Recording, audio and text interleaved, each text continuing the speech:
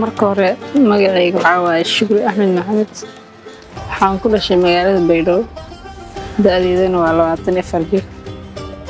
garoonkaana imaaday waxa arkay soo la dhisaayo maxaa loo dhisaa markaan weydiiyeen waxa la gabdhaha basket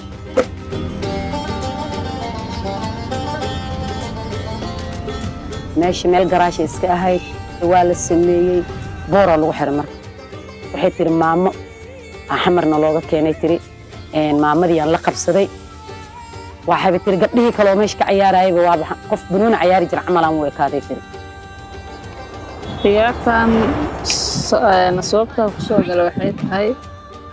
waan xiisayn jiray YouTube baan ka daawan jiray marmar aan Muqdisho dalxiisa u tago soo iskuul fasax markaan dhameeyo Muqdisho aado waa arki jiray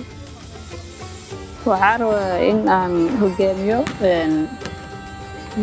magaalada Baydhabo gaar ahaan basketballka sababtaas oo inay leeyihiin bulshadeedu ay dhiirigeliyaan mar walba waxaan rabaa in aan heer fiican aan ku gaaro aan ka haribo waan jeclahay haddaan jeclaan lahayn gurigeena kama soo bixi lahayn waan ku bigayga inaan guulo fara badan aan ka gaaro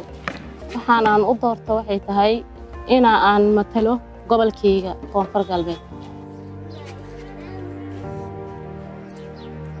marka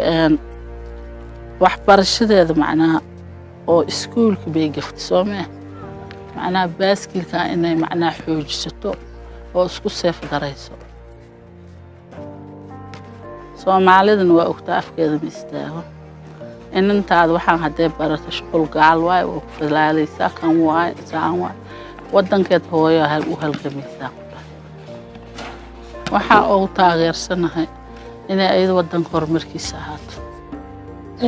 hadda wali waxa basiir rajeynayaan gabdho hadda ku anaga hadda inta ku joogno ma ahan gabdho ka sii badan inay nagu soo biiri doonaan habeenka Soomaaliyeed duqooshinkan dheelaanka aan waa dheelaa laakiin meesha duq ma laga rabo ma aha saasay nabad